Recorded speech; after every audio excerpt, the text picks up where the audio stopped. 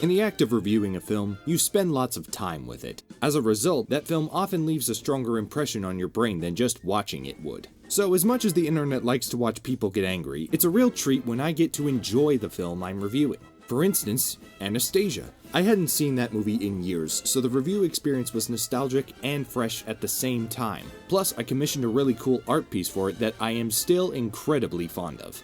Thanks again, Taryn. I also just really like how that video came out, and it seems my audience liked it too. Today, I'm here to report that journey to the past isn't over just yet. That animated musical was based on real-life rumors that the Duchess of the same name survived the massacre of the Russian royal family during the Revolution. The fictional version got her happily ever after, so where did Don Bluth go from there? Well, he made a direct-to-video spin-off about the villain's animal sidekick. Of course, the only logical option. Much like Anastasia, I know I watched this movie as a kid, but I barely remember it. So why don't you all join me as I rediscover Bartok the Magnificent.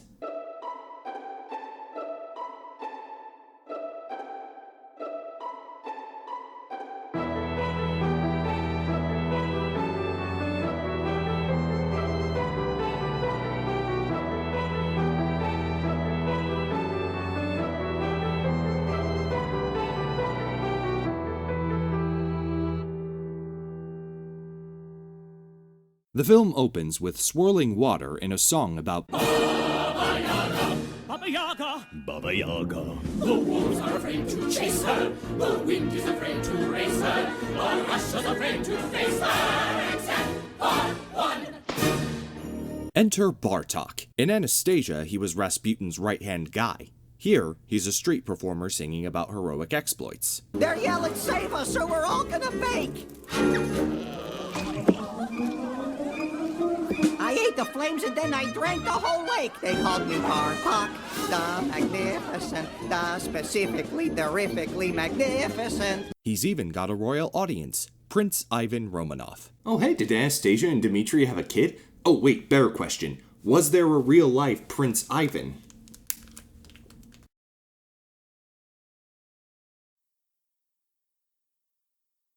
So, if history is anything to go by, this movie takes place over 300 years before the events of Anastasia. Well, I definitely don't have time to unpack all of that right now. And this one's called Ropin' the Bear.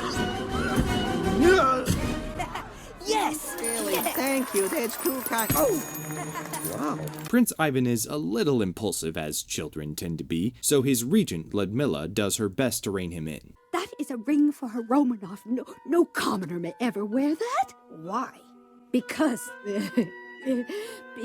that is how it has always been. If your traditions lack functional purpose, guess what? They're just a flimsy excuse for people who don't like change. As for Ivan, it's a bit of a strange situation. As written, he should sound like a typical bratty teenager. Well, perhaps it's time for a change. But listen to how he speaks. The people liked the bat. Did you see how he made them smile? It was nice to see them happy. Nonsense. I thought he was funny. He's not painted as a stubborn, naive kid. He sounds like he understands what's being said to him and just has different opinions on the matter. If I am the future czar, then I will do as I choose. And it is you who must respect the crown.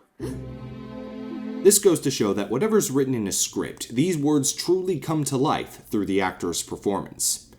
And yes, it does feel weird to be presenting an example of that while discussing Bartok the Magnificent.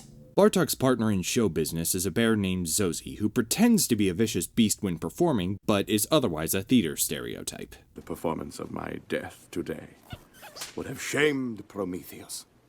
Bound to a cliff. Okay, Zozi, with the cliff and the thing. Sheesh, I wish you could hear yourself. It's really quite irritating. Bartok technically isn't wrong, but I feel like it's wrong for him to be the one to say that. He gave it to me. Yes, but he's a child. It is a ring for royalty, and you should know better. Well, what's the hurry? He's not going anywhere. We've got a regent who's very annoyed with the future czar. I wouldn't be too sure.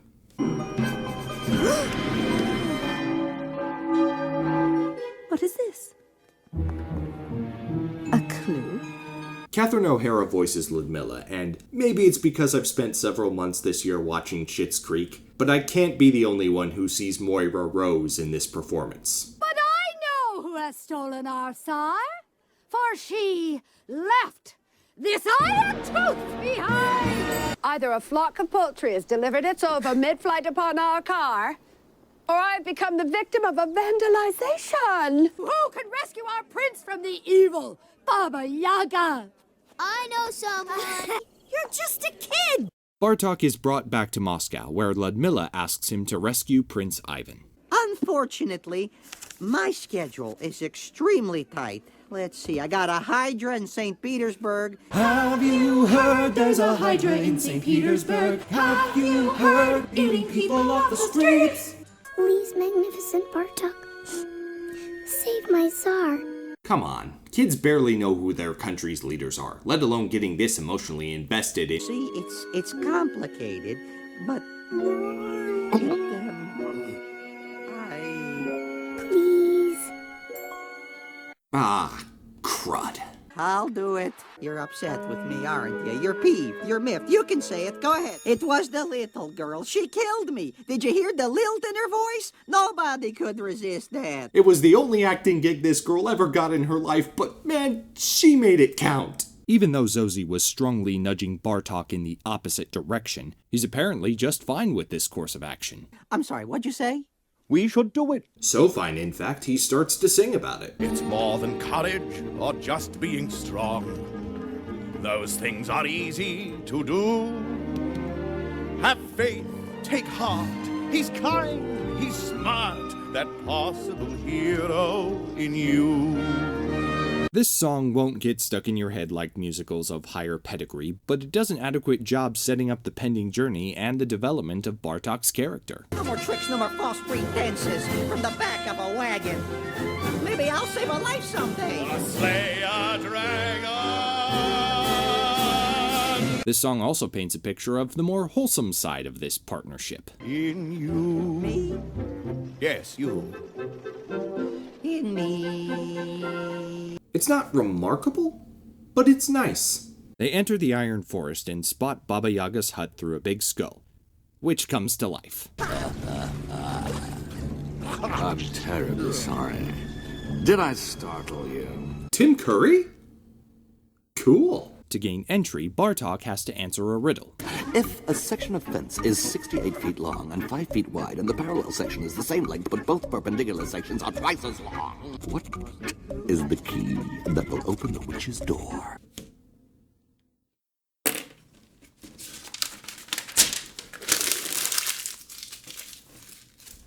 If the point is to keep people out, I guess confusion is the sensible way to go. Even so, I feel it has to be said, your riddle is bullshit. I thought it was an arithmetic thing. A skeleton key. After Bartok slips into the house, Baba Yaga makes her grand entrance. I smell a rat. A witch's life is very solitary. No one around to talk to my trees. You know that old rule in musicals where a song is what happens when the emotion becomes too big to express through simply talking? This doesn't really feel like one of those times, but you know what? The song is too bouncy for me to care. Someone's in the house, and no one's getting out tonight.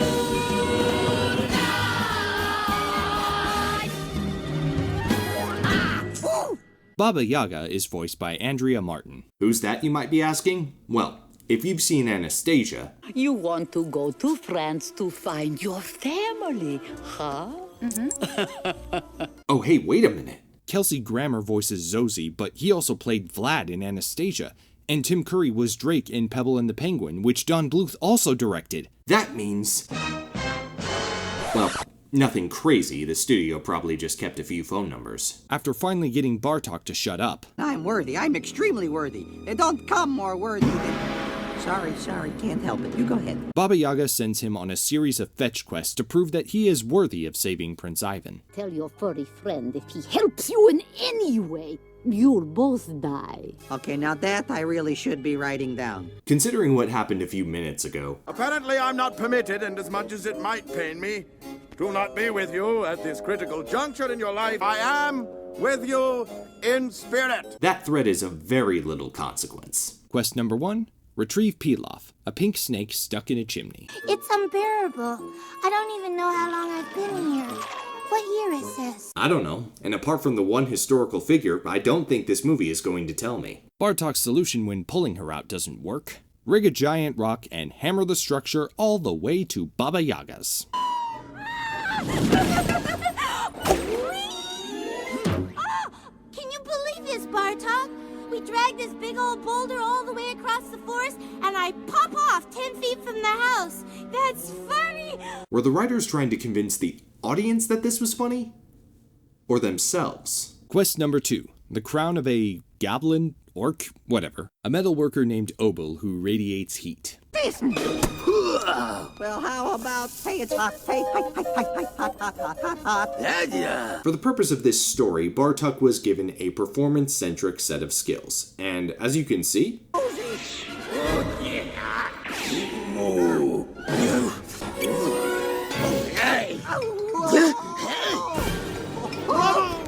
Let's roll!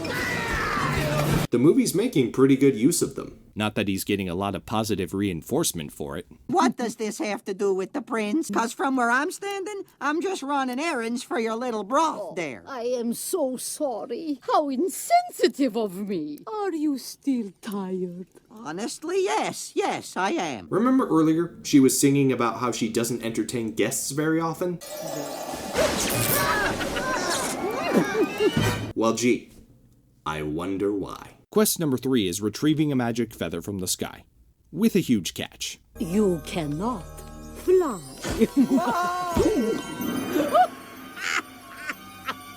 This feels like the narrative equivalent of trying to make someone beat a Ratchet and Clank game using only the wrench. Since Zozi can't help Bartok directly, he does the next best thing. Goads him until he figures it out. How are you supposed to get 35 feet in the air with a large crown and a boulder? Oh, I can't, especially now that it's all in pieces like that. It's, in pieces. Aha!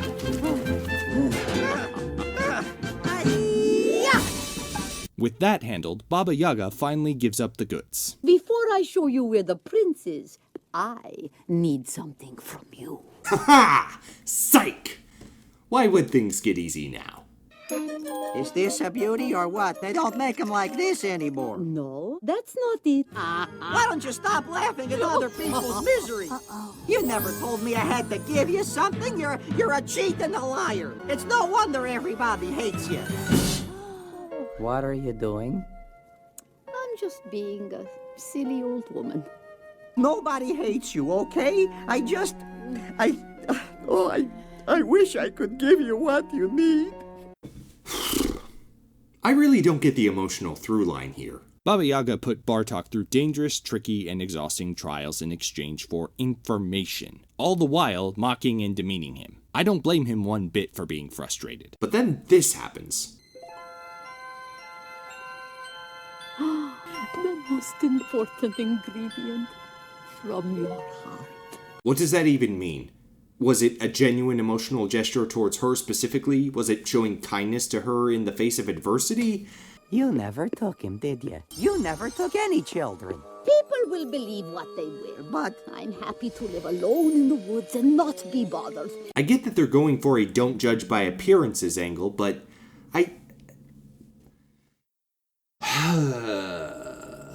In addition to telling Bartok where the prince is, which I'll get to in a bit, Baba Yaga gives him a potion. Whatever you are in your heart of hearts, you will become on the outside tenfold. Wow, an actually practical reward. You mean the whole time I was doing all that stuff for me?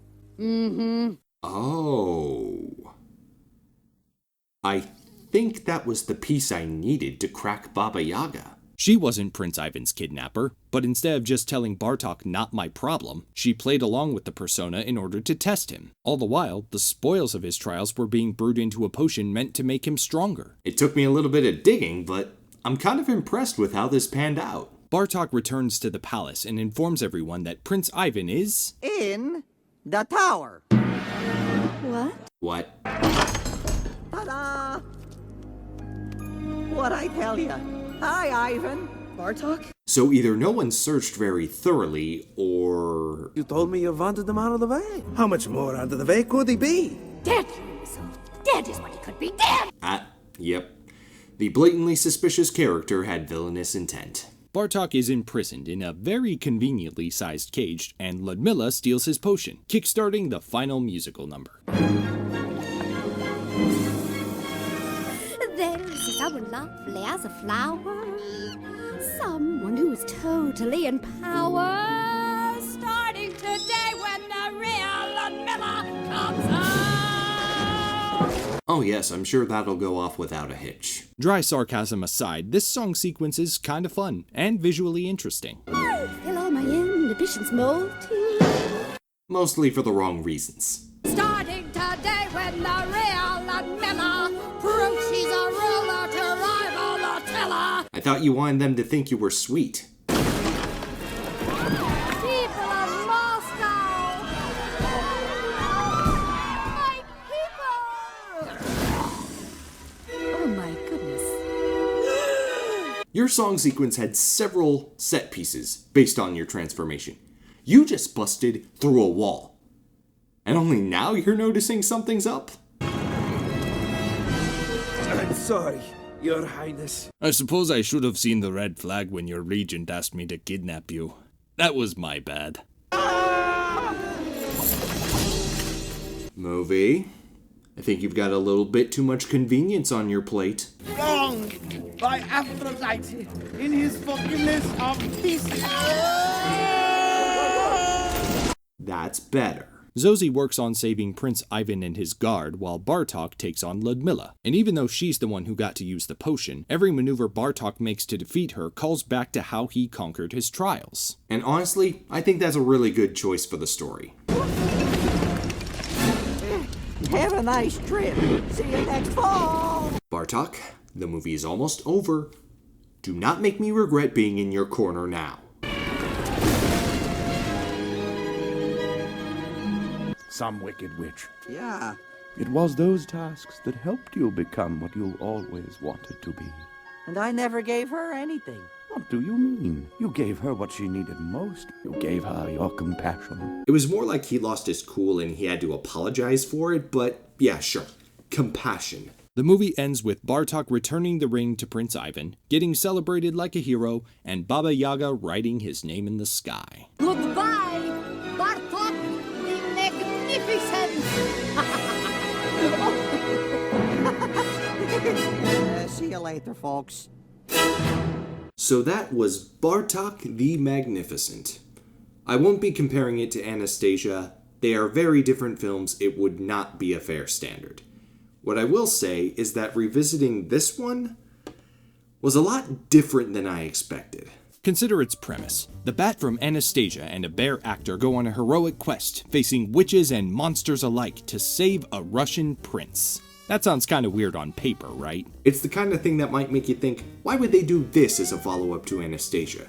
Or maybe more sarcastically, this should be interesting. But watching it play out, this movie is honestly very tame. The songs aren't bangers or anything, but they do the job. Its jokes are never a riot, but they are chuckle-worthy sometimes. There's even bits of early 3D animation. Sure, it's a little uncanny, but I've always kind of liked the way that it looks. Lastly, Bartok and Zozi have decent chemistry and achieve a satisfactory friendship dynamic. Alas, basic competence is not enough to immortalize a movie as a fond childhood memory. That said, I must have been in kind of a bad mood when I started reviewing this because the second viewing was much more pleasant. During the trials, I vicariously experienced and connected with Bartok's frustration. Baba Yaga really confused me at first until it hit me how compassionate her actions were, granted in a really roundabout way.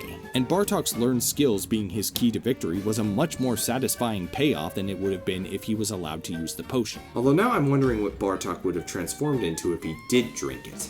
This movie is certainly not magnificent, but for a direct-to-video sequel that didn't really need to exist, it did alright. Now that I've satisfied my curiosity, I can't really imagine revisiting this again, but I'll always have this video as a reminder of the experience, and also of the fact that watching something a second time can give you a whole new perspective. Even though this wasn't technically my second viewing, I did watch it as a kid like I mentioned, but it's been so many years. I remembered like 3 things going into this movie when I revisited it, and I don't know why I'm explaining all this to you, so let's just forget about it and jump straight into the plot holes, shall we? Under the circumstances, did Ludmilla think no one would get suspicious about how she came into power? Bad enough for her plan that Prince Ivan was found alive, but Bartok also announced his location to a crowd of witnesses. Once that kind of information is out there, it's hard to put a lid back on it, even if Ludmilla tried to lie about what happened next. Even so, let's speculate as to what would happen if all the main characters met a tragic end. Could Ludmilla have coasted on, "I'm a dragon now, do what I say or I'll roast you alive"? Maybe she could have, if she wasn't busy burning down the kingdom. How did Bartok live long enough to see the events of Anastasia? Okay, just to be upfront, the real answer is that the studio liked Bartok, wanted to do more with the character, and didn't make it a priority to connect this film back to Anastasia. If you're looking for a lore-based explanation, there's unfortunately not much to go by. Maybe Bartok's lifespan got extended. Maybe he was granted eternal youth. Maybe time travel was involved. I don't know. You could say pretty much anything, and technically I couldn't argue with it. But there's also nothing to support these many possible theories except for the fact that magic does exist in the world of this story.